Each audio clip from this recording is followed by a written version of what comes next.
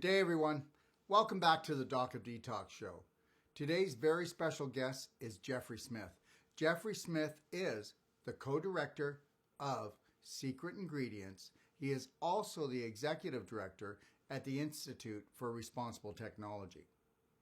And listen, if you would like more information on the Institute of Responsible Technology, I'd love you to go to responsibletechnology.org. And before we go any further, first of all, I'd like to say something to everyone out there, okay? You know how there are so many groups out there that are telling you they need your money, okay? All right, and you're going to find some place to give it. And just remember something, that if you run a business or a corporation, you know, that you could think about doing it and sending it Jeffrey Smith's way. And I'll tell you why. First of all, it's a tax write-off. But the most important reason, I'm going to give you the reason. All right, so GMOs are a big problem, okay?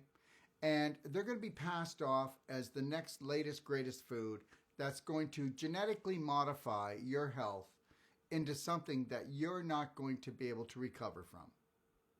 You're going to find out today the most truthful information about where not just human beings are going, but where the planet's going, and what we're doing to the planet. What's happening to human beings is we could become extinct as a race. Now you can say, well, you know what, that's just Dr. Wolfe. He's exaggerating, trying to blow things up. Well, no, that's not true. I'm not trying to blow things up. I think somebody else is trying to blow things up. I think somebody else is trying to blow your health up. And I really need you to watch this show and listen to this show. And I have to tell you something, you know, there's lots of places that you can give money to. And I want you to understand that Jeffrey Smith has been working on this and doing this for years, okay? He is a true Braveheart hero, and he travels the world, okay, digging out the information that nobody else wants to do, nobody else wants to talk about, but now people are starting to listen and understand something, whether you want to believe this or not. Corporations that are making GMOs, Monsanto, they come after Jeffrey Smith and they undermine his work, okay? So when we have to come up against something so big and so dangerous, if we don't come together as a people, and if we don't help, because whether we like it or not, finances are a very important part of whether or not I can do this show for you. If I wasn't making enough money, okay, from people who buy our products, I wouldn't be able to do these shows free. And I don't know if you noticed, but these shows don't advertise, don't have any commercials, because we really truly care about your health, your family's health, your children's health, and for their children's children to come. So please, with open ears, open up your ears and open up your mind, and then maybe you'll even say, you know what, we can't afford to give.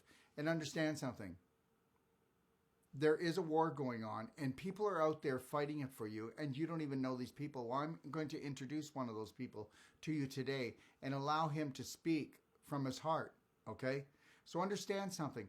There is a donate tab at the top of this page, okay? And you can also go to protectnature.com. You're protecting your nature.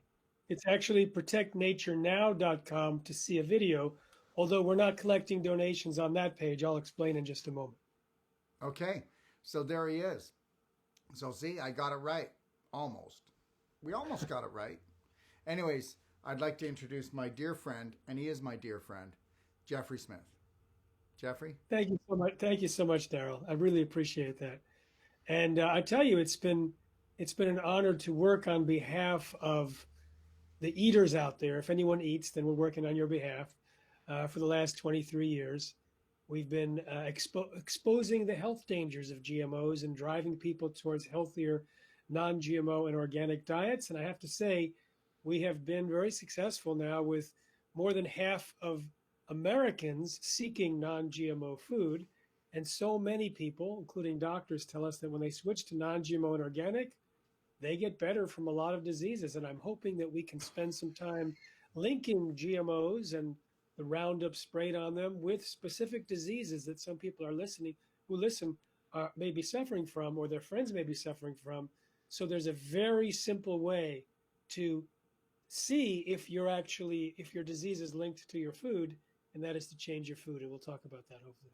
Beautiful, Jeffrey. And you know what? I got to tell you something. Meeting Jeffrey and listening to his information, reading his books, watching his videos has made my life easier as a practitioner, because you know what? Whether you believe this or not, but we don't have time to do all the research. I don't know what's going on. I know one thing for sure, because you know, Jeffrey and I, we bump into each other throughout our travels, right? And I will tell you right now that thank God for his information, because there's this game that we're all playing, and it's called catch up. And you don't want to be trying to catch up to this game, because you can't catch up to this game. You need to know what's going in your mouth, what's going on your plate, what you're putting into the cart. Anyways, Jeffrey, please take it away. Well, let me say this, that for a while I was traveling around the world speaking about the health dangers of GMOs. And by the way, I do want to say we're going to get to a new danger that I'm quite sure almost no one on this in our audience is aware of. And this danger was rated by audiences to be more dangerous for the planet than global climate change. And these were, in some cases, climate change conferences. So this is a GMO-related existential threat, which we're going to get to. But I have to do my job to make sure that everyone listening at least knows practical steps to improve their life and the health of their family. So let me say this, that for years when I was traveling around the world, I think I'd been to 25 countries by the time people started telling me over and over again that they could tell the difference between in their health when they ate GMOs versus non-GMOs. And I have to say, I'm embarrassed that I did not believe them. I was expecting, Darrell, that it would be some kind of subtle change in epidemiological statistics of some diseases that they say, oh yeah, it looks like GMOs might be an influence. But no, people were saying when they ate GMOs, they could tell the difference. Now, I didn't believe them until I heard the doctors. I started telling the doctors in 2006 the documented health dangers of GMOs at doctors' conferences every year, and they started to prescribe non-GMO and organic diets by the thousands.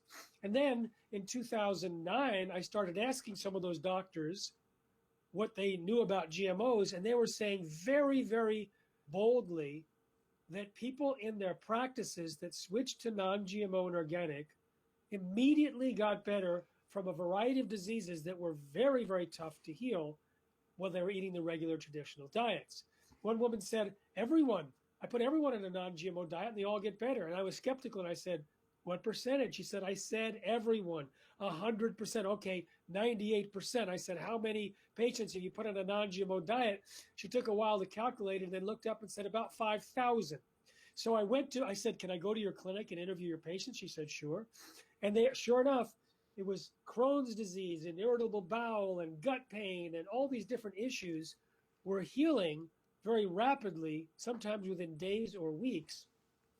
And I started going to farmers who had put their pigs or cows on non-GMO feed, and they were describing the same improvements in their livestock. And of course, we now have an overwhelming number of veterinarians saying that the same thing is happening with pets. So I decided after hearing this, I started to ask people at lectures in 2012. I said, okay, how many people notice an improvement in your health when you switch to non-GMO organic? A bunch of hands raised. I said, okay, what did you notice? So someone said digestive problems. I said, how many people noticed an improvement in digestion? That was always the most popular response. And then there was in total, 28 different responses, different diseases or disorders that improved. And it was the same relative frequency in 150 lectures. And about 24 of them were doctors' conferences where the doctors were speaking on behalf of thousands of their patients, again, confirming that these things get better. So we surveyed 3,256 people who say they got better from certain disorders when they switched to non-GMO and largely organic. And again, digestive improvement was on top with 85%. and then fatigue, improvement from fatigue was next, and then weight problems, brain fog. These were exactly the same kind of things we were hearing live. And then depression and anxiety, food sensitivities, chronic pain, and then the whole list included hypertension, autism, etc. And if you look at the epidemiological information of these and similar diseases, they're rising in parallel with the increased use of GMOs and the Roundup sprayed on them in the American diet. When you look at the modes of action of GMOs and the Roundup sprayed on them, you would predict these things are actually at risk because of what it does to our bodies. And finally, when you look at the animal feeding studies where they force feed mice and rats GMOs or Roundup, they suffer from these same diseases or their precursors, sometimes in just 28 days.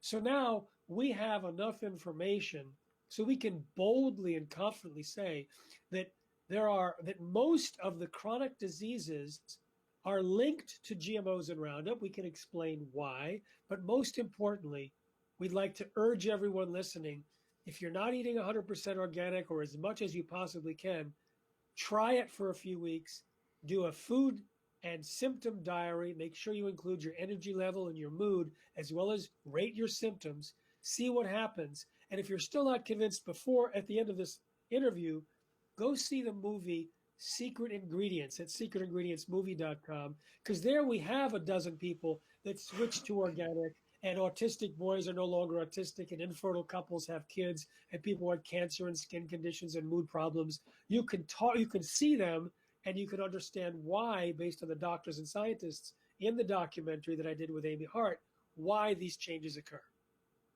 Beautiful. So not only do you have the information, but you've tracked it long enough to actually show that you're correct in your information, which everybody needs to watch the movie, though. They've got to watch Secret Ingredients. Everybody, instead of putting on Netflix, go there and just watch it. And once you do, make notes about it so that you can become more aware, especially for your children. You know, you adults out there, you grandma and grandpas, you know what? We all have a job to do. Anyways, go ahead, Jeffrey. So what's interesting is that if you look at the charts of these diseases, they're rising in parallel with the percentage of soy and corn that are genetically engineered in the United States, or the amount of Roundup. Now, I keep referring to Roundup. Let me slow down here for a minute. Most genetically modified organisms, those are crops in this case, where they've inserted genes from other species like bacteria or viruses. You can also do editing, where you change the order or eliminate certain genes without having to transfer genes. Most of the genetically engineered foods on the market are engineered to be sprayed with Roundup herbicide. And they're called Roundup Ready. So there's Roundup Ready soy, corn, cotton, canola, sugar beets, and alfalfa. You go to responsibletechnology.org. All that information is there. Now, the Roundup residues end up on the food. And so now you have the toxic effects of the GMO plus the Roundup. And if you look at these lines of increased use of the GMOs or Roundup, they correlate with many types of cancer. The World Health Organization's top cancer committee said that Roundup's chief poison, glyphosate, is a class 2A carcinogen, meaning it is probably a human carcinogen, but they said it definitely causes cancer in animals. There's just not enough human experiments to say it definitely causes cancer in humans, but it damages the DNA. It also can create cancer in animals, and where it is sprayed in high concentrations, then cancer goes up. But it's also sprayed on the food. Now, it's not just sprayed. Here's an interesting point, Darrell, that it's not just sprayed on the Roundup Ready GMO crops. Now, the reason why it's sprayed on the GMO crops is because normally the crops will die if you spray Roundup on it. Roundup is a weed killer. They genetically engineer the crops so that they don't die when sprayed with Roundup, so that it's easier to weed the field. The farmer can just drive a tractor and spray the field with Roundup and not have to worry about spot spraying and not have to worry about killing the fields. You can actually fly planes over the field and it'll destroy The Roundup that is sprayed will destroy all of the other plant biodiversity, but not your genetically engineered crop. But they're now also spraying Roundup and other glyphosate-based herbicides on the grains and the beans in the United States. Now, of course, that'll kill them, but they spray just before harvest, 3 to 5 days, and it dries it down. It's called desiccate. It dries it down. It can force the ripening of certain grains. It eliminates the weeds for next year, and it makes the harvesting easier in many cases. And so now our oats are just soaked in Roundup. Our wheat, our lentils, our mung beans are basically the grains and beans, but it's also sprayed in the rows in vineyards. So it's in wine, it's in beer, it's in bread. So we used to say, eat non-GMO, and if you can, eat organic. Now we say eat organic, and only if you can't eat non-GMO, because organic does not allow either GMOs or being sprayed by Roundup. Wow. So we really have to tighten it up. So here's the big thing. I've been doing a lot of interviews on people, and so it's coming from all ends. And, you know, between the 5G, between the GMO, you know, we have to protect ourselves. Our government's not protecting us anymore. They're not doing anything to go after corporations, because we know that these major corporations actually control the government. So what I want to get everybody out there is you think that you have Big Brother watching for you, but Big Brother's not watching for you. I mean, you can go to any corner store, your children can go to any corner store and buy the worst chemicals in the world and GMOs, and that is what's destroying us. But it's in every corner, isn't it, Jeffrey? Absolutely. Yeah. And the thing is, you know, when we talk about worse, I'm thinking some people out there are going to say, but I was told Roundup is safe. So let me dispel that myth for a moment here. Roundup is sold by Monsanto. Monsanto was bought by Bayer, the aspirin company. So I'll sometimes refer to Monsanto or Bayer. They're now indistinguishable. And in the court cases that Monsanto Bayer lost, 3 court cases where the plaintiffs successfully argued that Roundup caused their cancer, the documents, the texts, the emails, and the actual documents that were hidden from view inside Monsanto were made public. And if you look at those documents, you realize that they have been participating in an enormous fraud. They have captured regulatory agencies like the EPA. They have hidden their health dangers in their research. They have threatened scientists who discovered problems. They've bought off scientists to speak on their behalf. And, you know, these are the kind of things that people will say just sort of offhand because they think that this happens in corporate America. But actually, we caught them red-handed, absolutely red-handed. That's why juries have awarded the plaintiffs in terms of punitive damages, meaning how bad Monsanto acted, and they want to punish Monsanto. They have awarded the first of the 3 trials, they awarded $250 million. In the third, they awarded $2 billion in punitive damages because they were acting so blatantly fraudulently. I'll give you one example. When you put a pesticide or an herbicide out there, you have to prove to the EPA that it doesn't get absorbed all into the skin. They have a certain limit as to what can be absorbed. And you use cadavers, dead bodies. So Monsanto exposed a human dead body's skin to Roundup, and 10% of it entered the skin and got through, which is more than 3 times the amount of the allowable levels. So they did not report that to the EPA. They wouldn't have been able to introduce Roundup. So what did they do? This is, by the way, I've been studying Monsanto for 23 years. This is perfectly example of what they do. They took the dead body skin and then they baked it in an oven. So it was really tough. Then they put it in a freezer and froze it so that the whole thing was like leather, impenetrable. Then they put some Roundup herbicide on it, and a very little bit got through. That's what they reported to the EPA. Blatant fraud.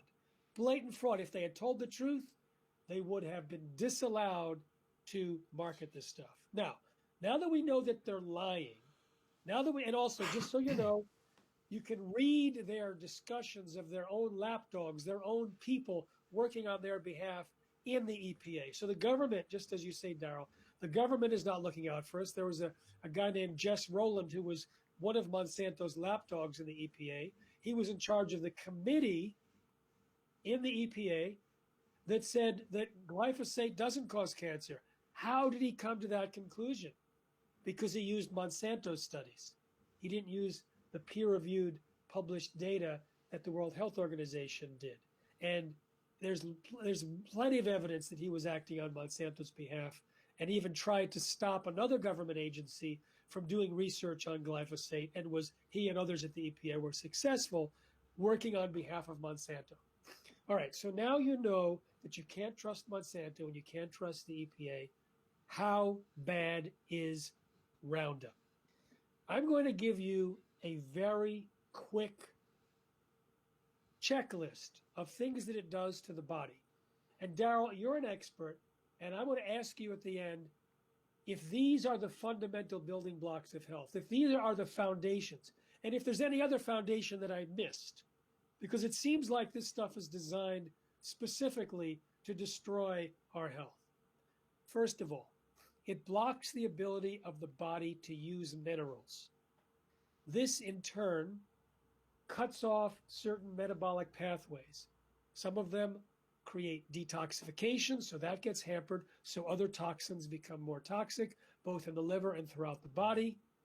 It also is an antibiotic. Glyphosate is a patented antibiotic, and it's a very special antibiotic. Unlike others, it doesn't just kill at random. It kills the beneficial bacteria, but not the pathogens, causing an overgrowth of the pathogens, a reduction in the diversity, a reduction in short-chain fatty acids, and all sorts of other things that the gut is supposed to do. Speaking of the gut, it suppresses digestive enzymes, damages the walls of the intestine, and also creates gaps between the cells of the intestines, leaky gut, and while we're at it, it also can create leaky brain and leaky organs. It damages the structural integrity of our cells by damaging something called actin. So the mitochondria, which are the very important energy centers of the body, they collapse and implode. Mitochondria death and disease and damage is linked to accelerated aging, cancer, fatigue, brain fog, all these cognitive impairments, many, many diseases. Glyphosate also damages or stops a particular pathway that's used by the gut bacteria to produce L-tryptophan and tyrosine. These are the precursors of serotonin, melatonin, and dopamine. Glyphosate also interferes with the hormonal system, the production of estrogen and testosterone. It also creates mutations in DNA and oxidative stress. It also promotes birth defects. It's also a carcinogen, and I'm only getting started. These are some of in my opinion, these are foundational for health. And I want to throw it over to you, Darrell. I don't know of any other supplement that is so consistently damaging to all of these things. Oh, it also interferes with intercellular communication, and also the ability for the cells to detox through NRF2. So these are some of the things that it does, and I'll throw it over to you. How bad is that list? Okay, well, if I can tell a little story, and then I'll tell the list. Here's my story. Jeffrey, did you ever see the movie Monsters, Inc. with your children or with someone, the cartoon Monsters, Inc.? They were hiding in the closet, if I remember. Okay, well, just know this. The monsters used to get up every morning. They'd go down to work, and there was all these doors, and the monsters would come to the doors, and what they would do is these doors would lead into the bedrooms of children. Now, what their job to do, Jeffrey, was to come in and create fear. So much fear and to create all of this fear and have the kids scream, right? Well, let me tell you something. Monsters Inc., the cartoon, is real. The reality is that I'm going to say this, and I'm allowed to have a personal opinion. This is my show, and Go for it. a lot of people are not going to like this opinion, and they're not going to believe it. But in reality, Roundup was actually put together to bring down the population on the planet. So whether you want to believe it or not doesn't really matter. But you know what? There's a group of people, and the group of people is so small, and you've heard of their names the odd time in news and things of that nature. But they control about 98% of all the finances on the planet. They're the same ones that are trying to take control of every country and every banking system. And they believe that 7 billion people, more than 7 billion, is too much for the planet. And back a long time ago when Jimmy Carter, there was a big meeting of all the nations, and they said, we've got to reduce the population. Well, they're not going to do it through bombs because that's wastage. You're not going to blow up buildings and all those things. We're just going to go in and we're going to poison the people, and we're going to poison them. And because people are so dumbed down, okay, they're so dumbed down, they go to Costco or wherever, they throw all this GMOs in, they fill up the cart with all this cheap food that has GMOs and chemicals in, and then they get all this inflammation because they ruin their digestive tract, and then they go to the same people who are making all of these chemicals, making the Roundup, doing all this to buy the drugs to nullify the inflammation and the pain they're in. And yes, guess what, Jeffrey? I'll make a prediction. Unless we wake up and unless people support your group and we get the word out, they are going to get rid of 30 to 50% of the population. I know what you're saying out there, everybody watching the show right now. He doesn't know what he's talking about. He's trying to create fear. I'm not trying to create anything. Take a look at it, okay? Take a look at the obesity in your children. Take a look that 80% of the population is obese, 60% is overweight.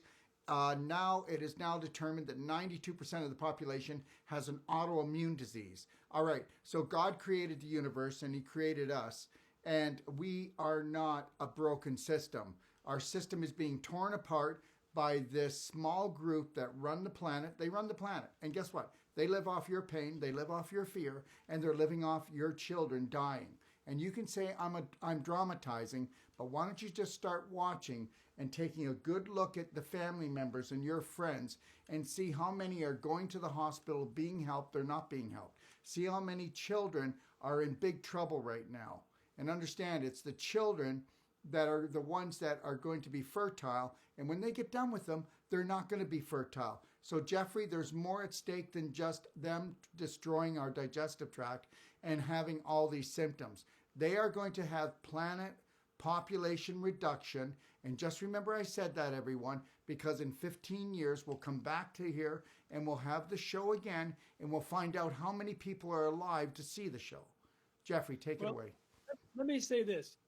I'm not going to weigh in on this planned population reduction because that's not my area. I'm not telling you to. I'm just trying to tell you. I know. But I'm going to say this, that whether it's a coincidence or not, what's interesting is in the film Secret Ingredients, there's a clinic, a chiropractic clinic, that puts people on a healthy organic diet while they're also doing chiropractic. And a lot of people who had trouble having children, infertile couples, people who've been to fertility clinics, people who haven't, people who have diagnosed problems, people who haven't, but they hear that this doctor is successful at dealing with infertility. And so they not only get their chiropractic adjustments, but they're put on a very strict organic only diet. And when I met this doctor at a chiropractic conference where I was speaking, at the time she had 54 couples who had been through her protocols and followed them, who were infertile to start with and all had children. Then at the time of the film, it was over 70. By the time the film was done, it was 92. And in my last call with her, it was 123 couples. And in every case, I'd say, how many couples who were infertile went through your protocol but were unable to have kids? She said 0. 100% success rate. Now, there's another piece of information. On our Facebook page, at the Institute for Responsible Technology's Facebook page, in May, I interviewed Dr. Skinner from the Skinner Labs at University of Washington. And he looks at epigenetic effects, which are inheritable changes. The genes don't change, but which genes are expressed gets passed on to future generations. And he did a very interesting experiment, which is a bit scary. When he injected Roundup into pregnant mice, they were okay, their offspring were okay, but the grandchildren suffered. That he did one more generation, the great-grandchildren, and they suffered the most. We don't know what the great-great-grandchildren are, but the great-grandchildren, 90% had serious problems in the prostate, in the kidneys, in obesity. He said most of the births of young pups, most of them resulted in deaths either of the offspring or the mother. So he also was able to find on the sperm cells the changes that had occurred as a result of his injection, showing that this was an inheritable epigenetic trait. So we're looking at the possibility, by design or not, that the GMOs and the Roundup sprayed on these GMOs may be causing catastrophic problems in reproductive health. Now, we also know, and I bring this out in the movie, Secret Ingredients, there's damage to the young sperm cells in mice that are fed GMO Roundup-ready soy. There's changes in the uterus and ovaries of genetically of rats. There's in one senior researcher of the Russian Academy of Sciences showed me a slide where the testicles changed from pink to blue in the rats that were fed GMOs.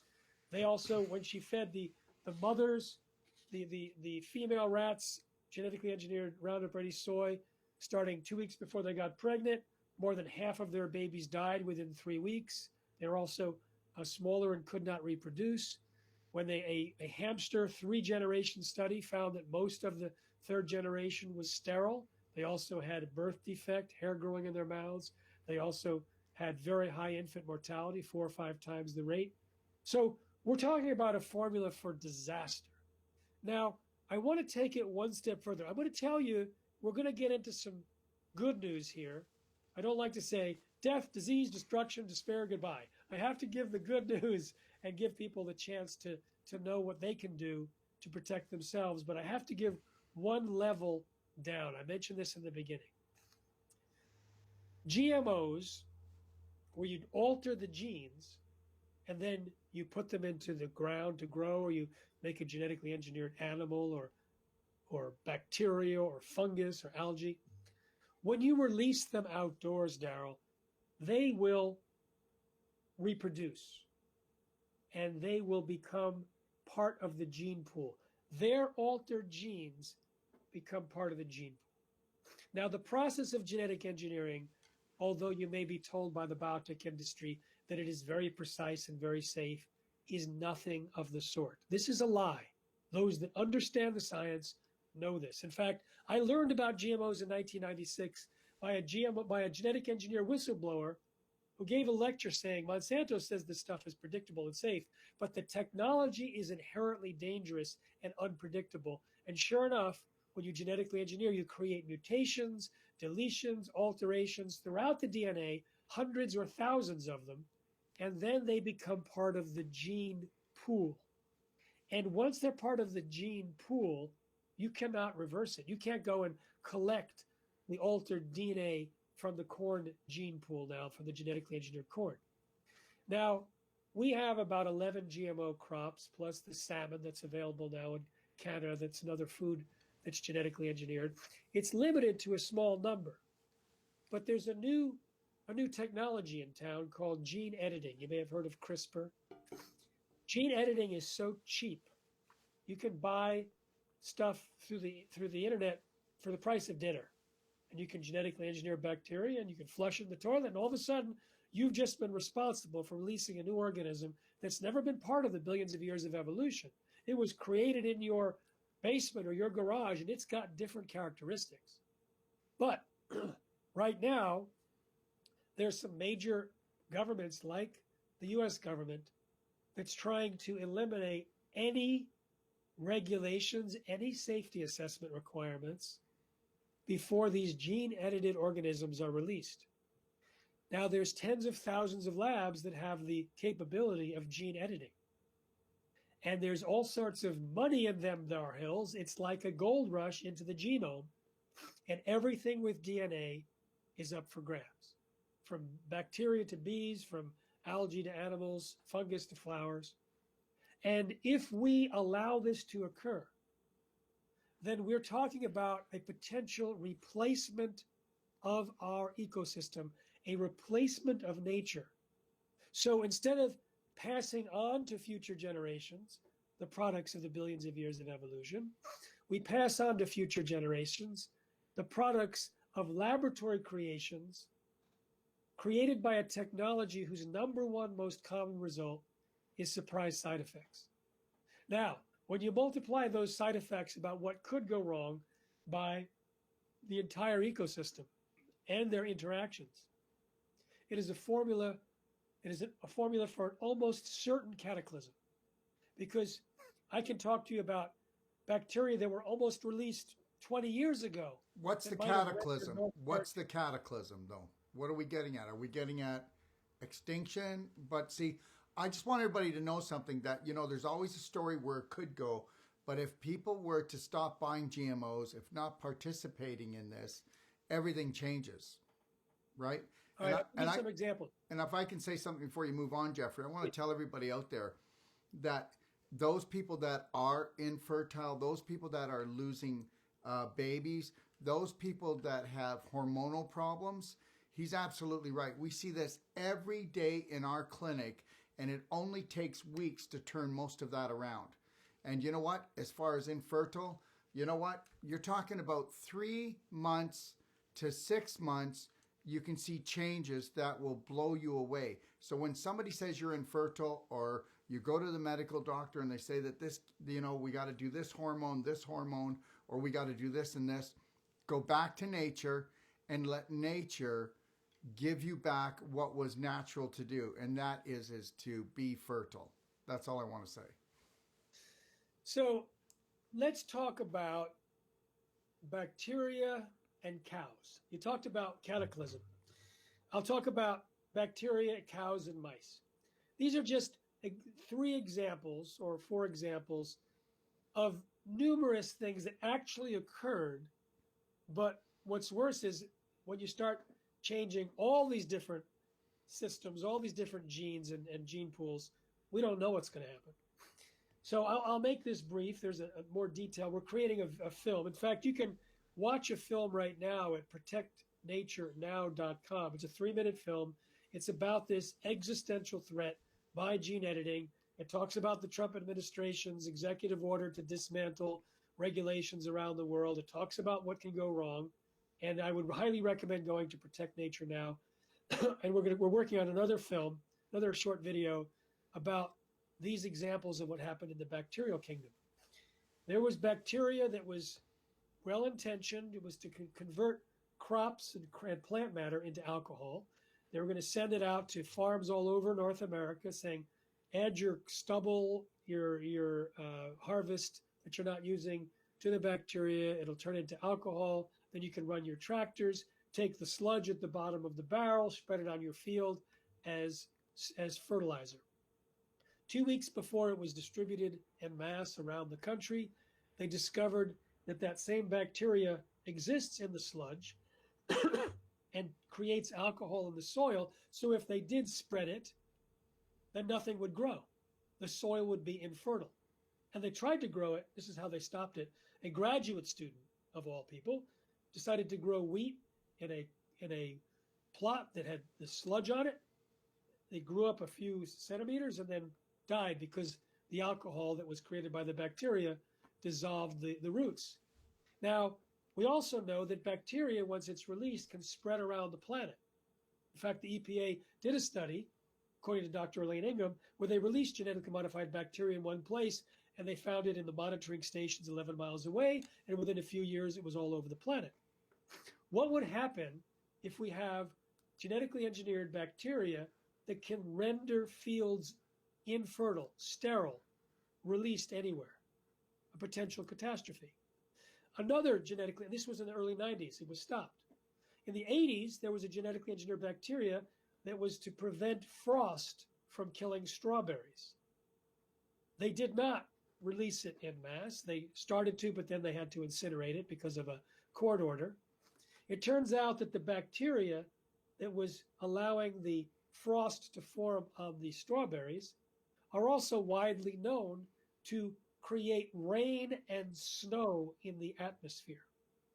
If this bacteria were changed in its nature so it no longer caused a condensation and a freezing at high temperatures or a condensation of water, it could have forever altered the weather patterns on the planet. Those are just two bacteria types that were about to be released in the 80s and 90s that were stopped. Now there's bacteria, genetically engineered bacteria, that's going to be introduced next year that can spread all over the planet. We don't know what its effects will be. We don't know what the off-target or side effects will be. But because GMO editing is so cheap, there are now companies that are planning to customize soil bacteria, soil microbiomes per farm.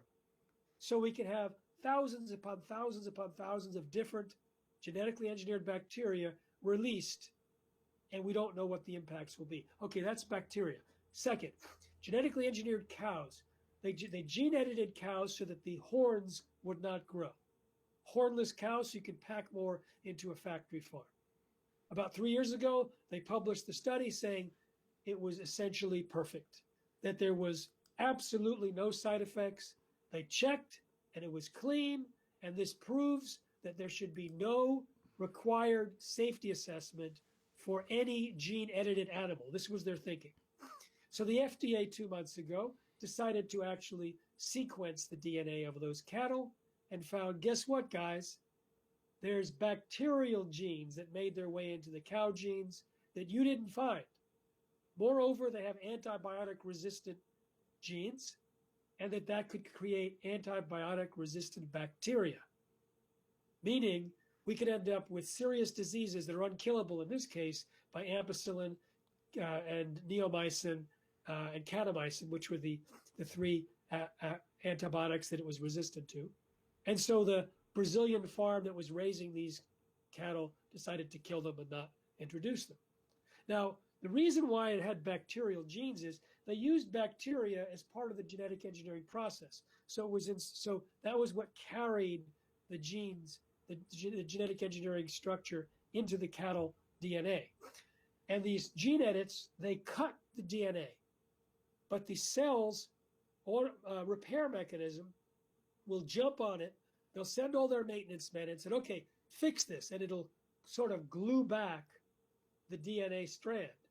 But when it does it, it'll sometimes grab stuff nearby and put it into the DNA. So this bacteria was hanging around in the petri dish, and it got stuffed into the DNA, and then it got replicated into every cell of the animal. Now, on that same mechanism, they found that mice that were gene edited, they had all sorts of DNA that were in the petri dish. Because they used serum from cows, they had cow DNA. Because they used serum from goats, they had goat DNA. They had DNA that was retroviruses, meaning, and you know what a retrovirus, HIV. Imagine if you gene edit something and it creates a retrovirus now introduced into humans or animals or something, and it goes rampant. That's the potential for what we talked about as a cataclysm. In fact, when they insert genes into crops using the old technology, they put an on switch called a promoter. If it happens to hit just before an ancient retrovirus that had been integrated into the human DNA centuries or millennia ago, but it's not active because there's no on switch, that could theoretically switch on. In fact, when they do human gene therapy, they accidentally switched on a cancer-promoting gene, an oncogene, with their promoter. And the people that they tried to save ended up with leukemia. So we have a situation where in the crop world, in the organism world, we don't know what the results are. You asked for examples of what could go wrong. There's so many things, Darrell, that can go wrong. And even if the mechanism was correct and didn't create hundreds or thousands of mutations, we're still babes in the woods, not really understanding the complete networking of genes. One professor told me it used to take one class in a semester to explain to the college class what a gene was. Now it takes a whole semester because it's actually far more complicated. It's not rocket science. It's far more complicated. There's networks and families and all sorts of things. They used to think that 98% of the DNA was junk genes left over from ancient combinations. Now they realize it's all very important and that these things actually regulate genes and gene expression. They've got sprays now that they want to put out there with RNA molecules in it, which will change the genetic expression of crops. What if we get the spray on our skin? Absolutely could change the genetic expression of our own DNA. There are apples and potatoes engineered to silence the browning mechanism. So you slice the apple, you slice the potato, doesn't turn brown. It uses this RNA technology. I say never, ever, ever eat one of those genetically engineered apples or potatoes. It might reprogram your genes. And I'm not saying this as a fearmonger. If you go on our site at responsibletechnology.org and you just search for potatoes or apples, you can hear me interview a scientist who says the exact same thing. Is that the Arctic apple? Yeah, Arctic apple and innate potato. And do you know that they actually did the work just about an hour from me in Penticton to create the Arctic apple? Yeah, I know. It's, some people call it the Botox apple because it hides its age. You can cut the apple and it'll just shrink, but it won't turn brown. Right. And they're putting I interviewed this scientist at the USDA, no longer at the USDA. He had written an article, published it, pissed off the USDA.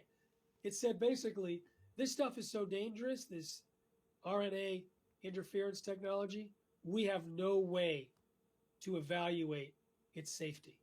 Because anything that eats those apples, it can change its DNA expression. I'll give you one example, Darrell. They did an experiment with honeybees.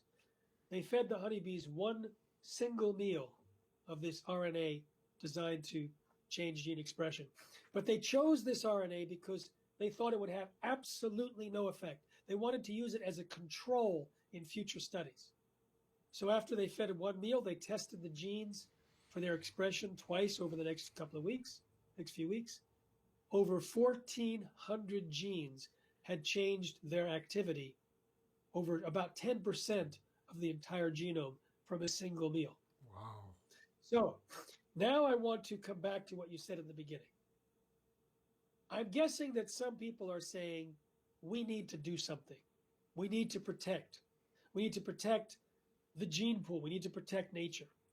And I couldn't agree more. I would like to, and I'm starting the process of informing organizations, governments, scientists, religious people, indigenous people, media people around the world of this existential threat that GMO 2.0 offers. It's not like there's one person who's trying to mastermind a replacement of nature or cause all sorts of problems. It's thousands upon thousands of labs working in their own interest, but collectively eliminating the products of the billions of years of evolution in an irreversible way, so that all future generations and all living beings will have to deal with the mess we create unless we stop it.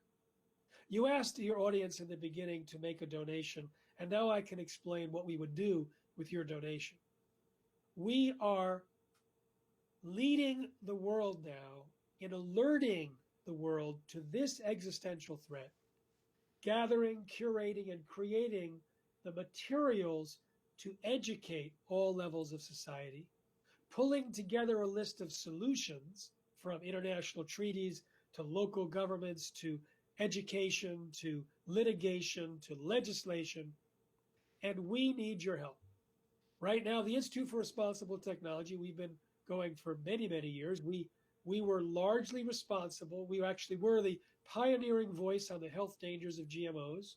We spread the behavior change messaging, which got picked up by others and others and others and others, that resulted in 46% of Americans seeking non-GMO food, enough to start the tipping point so that the food companies are now scrambling to replace GMOs. We have a successful track record of being able to make monumental changes with just a handful of people with the right messaging and the right strategy.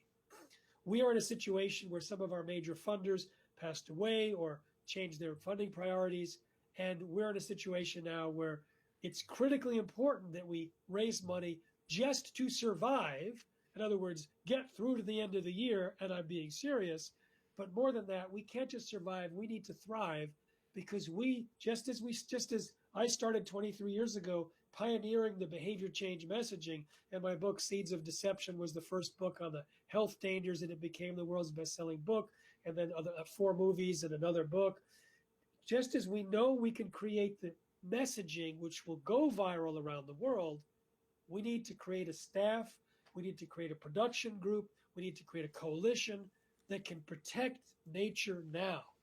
You can find out what we've already collected at protectnaturenow.com. We don't have a donation tab there because we want groups to feel comfortable sending all of their people. We don't even brand that site as an Institute for Responsible Technology site. And we go a step further. We tell companies or corporate or organizations, we'll just give you all the assets, and it won't even say to people, go to protectnaturenow.com. You can create your own website. We'll give you all the assets. You can create your own library.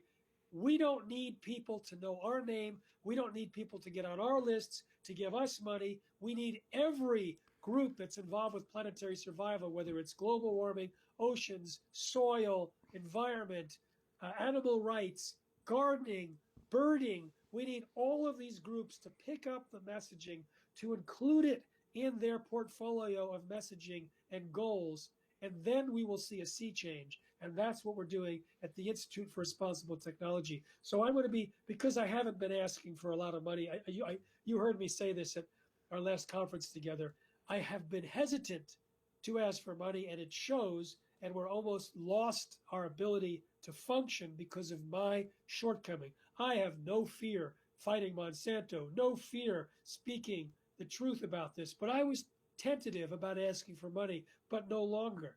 We need the support of people, ideally on a monthly automatic basis, so that we can work on everyone's behalf, and not just on every human's behalf, but on all living beings and all future generations. Yes, and there's going to be the change. I mean, when I told my little story about they might be trying to decrease the population, one would wonder. There's a lot going on right now. So what's really going on? So the reality is that together as a collective, we can make a change. And everybody, think about it. What Jeffrey Smith is actually doing and what he has been doing for 23 years. And I actually told Jeffrey when he was talking to me at the Truth About Cancer Symposium, I said, you need to come on my show. And there's a lot of good people out there, and they'll understand what you're doing. And, this affects the whole planet, okay? And understand something. I'm an optimist. Things will change. And, sometimes we have to tell stories, and we tell things, but they're not stories. They're truth that, what? We could be in jeopardy. It's just like, you wouldn't let your children go play at the cliff. Well, we're at the cliff right now. And let's put it this way. If everybody just gave a monthly donation and there was enough, then Jeffrey can go do what he needs to do. And his whole group, I mean, he's got secretaries. He's got people that shoot the videos. And he's got a lot of people that support and give their time for free. But at the end of the day, as well as I do, that, we're coming up against corporations and corporations don't have a beating heart. They don't have feelings. I mean, we're talking about somebody right here that's given a quarter of a century almost of his life. And you know what? It's to protect your life. So I want everybody to just give it a thought. And Jeffrey, can you tell them where they could go? And I'll let you people be the decision makers on this. But I'm the one who told them to get on there. And I told them, I said, you better speak boldly, because guess what? They don't know you're here right now, but they're going to know it when you're gone, Jeffrey, when they close the doors. Jeffrey? So first of all, thank you for your donation. I appreciate it. You put your money where your mouth was. Thank you so much. You're welcome, Jeffrey. So you can donate at responsibletechnology.org. There's a donate button, and it has if you wanted to send a check, there's an address there as well. When I said that we were close to having to shut our doors, I had to stop paying myself. We had to lay someone off. It was that serious. We have enough almost to get to the end of the year. So we're really still having to shore up our finances right now. And if you have friends who have deep pockets, please share this. And if they're not the kind of person that'll listen to the full talk, just send them to protectnaturenow.com, but also let them know we're seeking money, because we don't ask for money on that site at this point. Send them the responsibletechnology.org link. And then while you're writing things down, don't miss secretingredientsmovie.com, so you can watch the film that Amy Hart and I created, which really does inspire organic eating like nothing else. Now, Darrell, I did say that I would give the good news after I described the existential threat. So we can stop talking now and leave everyone hanging. But I figured, as long as we've well, I just said we, everybody's at the cliff, so we got to give them the cliffhanger. All right. The good news is that we actually have turned around a devastating situation already by people acting in their best interest. When I started in 1996, there were no organizations talking about the health dangers beyond 3 or 4 sentences. The nonprofits were talking about environment, patents, farmers' rights, concentration of power to the corporations. But there was literally 3 or 4 sentences that was the entire description of the health dangers of GMOs. And it was mostly that we didn't know what was going on and we didn't want to act as the guinea pigs. So I started interviewing scientists, exposing the dangers. I spoke in 45 countries, and I trained 1,500 people, wrote 2 books, and made 4 movies, and have organizations around the world doing work on the grassroots. And we got the information so that when people realized that eating GMOs was so dangerous, for their own sake, not as a boycott, not as an altruistic venture, but just to protect themselves, they started choosing healthier non-GMO food. And now, over 160 million Americans seek non-GMO food, and virtually every major food company is scrambling to replace more and more of the GMO ingredients in their products with non-GMOs. So this is what we envisioned. We called it a tipping point. Because of the mathematics of how the market works, we did not need 51%, like a vote, of people to avoid GMO products in order to win. Food companies wouldn't wait for a reduction of 50% of their market share in order to make a change.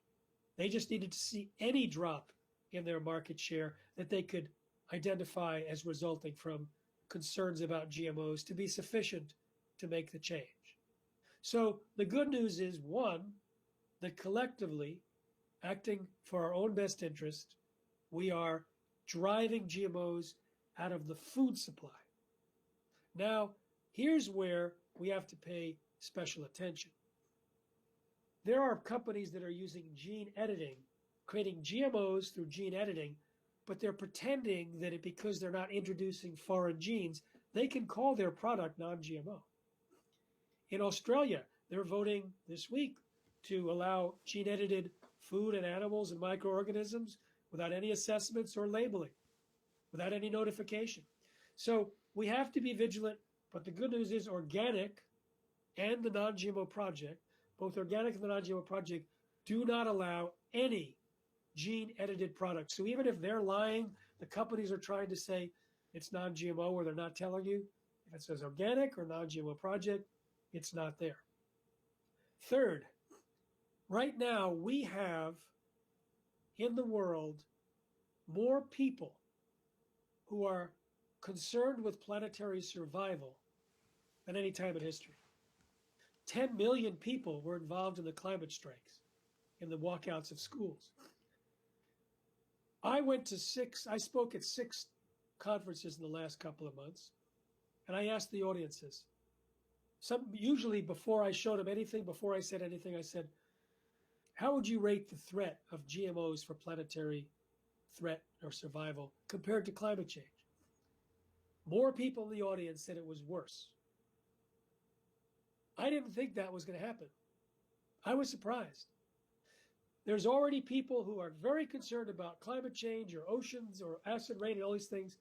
And they think, most people, and the people that I spoke to, think that GMOs are worse. And we already have millions of people activated on things like climate change.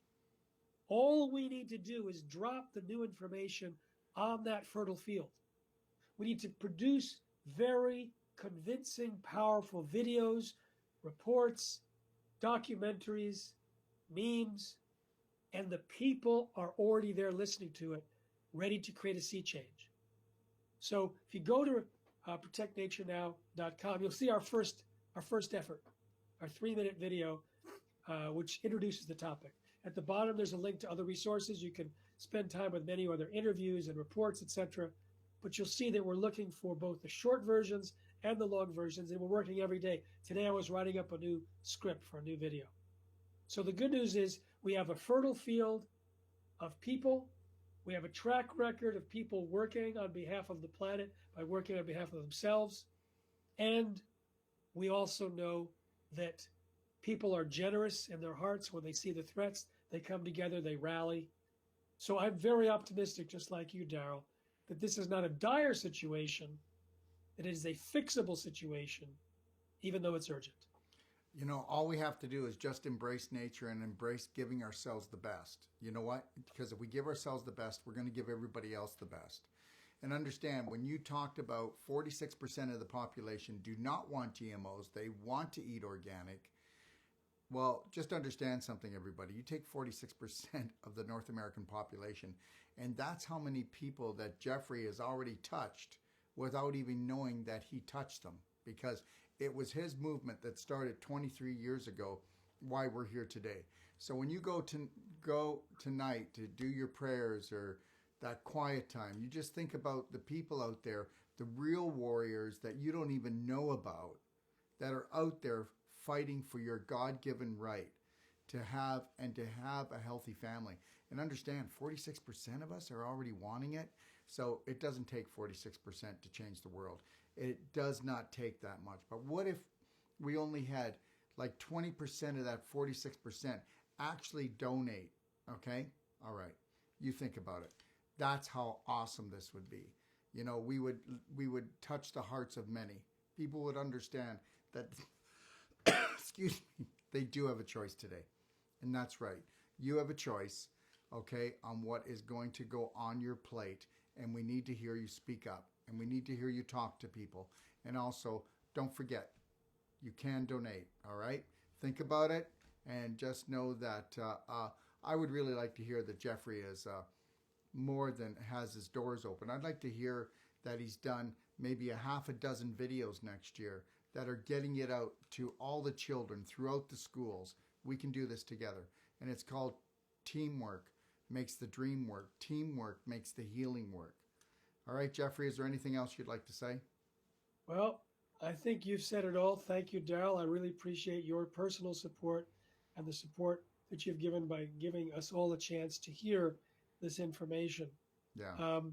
I just want to end by saying there's a poet named Drew Dellinger who's got a beautiful poem that I can't quote from by heart, but it's something like a section of it that I was kept awake at 4:23 or 2:53 this a.m. this morning by my great grandchildren, who asked me, what did I do when I found out that the earth was unraveling. What did I do when I knew? And I think that, you know, choosing to eat healthy, choosing organic, supporting our work, these are things that we can do not just for ourselves, but for our great-great-grandchildren. And not just for our great-great-grandchildren, but for all of the animals and plants and microorganisms that don't have a voice, because they are at risk right now. And I have to say that this, Darrell, is an inevitable time in human civilization where the human scientific abilities has advanced so that we can alter DNA cheaply and create lasting irreversible effects. The question has always been, I guess, whether our moral and ethical and responsible nature will be higher or lower than our abilities to create change in the genome. It's not that individuals who do these gene edits are bad people. They're scientists trying to allow farmers to use crops to run their alcohol-driven tractors, to keep the strawberries from dying in the frost. They're using the gifts of their trade, but as you know, most people and a lot of scientists live with blinders on in their area. We need to enlighten all those individuals with a bigger picture so that we're not releasing these and creating potential havoc. So we don't want to have these negative thoughts about the genetic engineers. We want to have positive thoughts about upholding, as you say, the intelligence of nature and keeping her on track. And that's it right there. We just need responsible science. It's called responsible science. Thank you, Jeffrey. I want to thank you for joining me today, and thank you to everyone who watched today's show. We would not be doing this show without you. You know, our viewership has gone up to thousands now, and I really appreciate all the really nice things that people are sending in and saying to us. But understand something. Let us know what you want to hear. Let us know where you feel that we can help you, okay? Because you are our sounding board. But listen, watch the show again, and please send this show to everyone you know, because believe it or not, everything that Jeffrey has said here today affects everybody, okay? That's all I can say, all right? Thank you, everybody, for joining us. I have a couple notes. Make a note, everyone. Every Monday and Friday at 3 p.m. Pacific Standard Time, when I'm not traveling, we have a live Doc Talk Q&A where all your questions will be answered live and in person. We will give you the most powerful, personal, take action steps to all your questions that no one else seems to have the answer for. And if we don't have the answer, we'll look for it for you. We'll get it for you. You can join us live on Facebook, Instagram, YouTube, or Doc of Detox Show. Every show is time-stamped, everyone. So your question, you don't have to watch the whole show. Your question is going to be time-stamped, and it's going to be on YouTube. Okay? We're going to make it easy for you. We're going to make it easy to find your answers. So please let your friends and family know they now have a choice. Become the master of your life and the light of your family. Please leave a like on this show if you enjoyed it.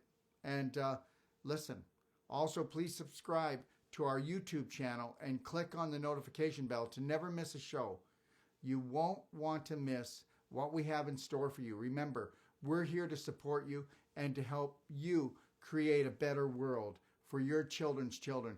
And please do not forget, go and think about this. Talk to your wife, talk to your husband, talk to your friends, get together, and let's really help Jeffrey out. Let's make it a Merry Christmas for him.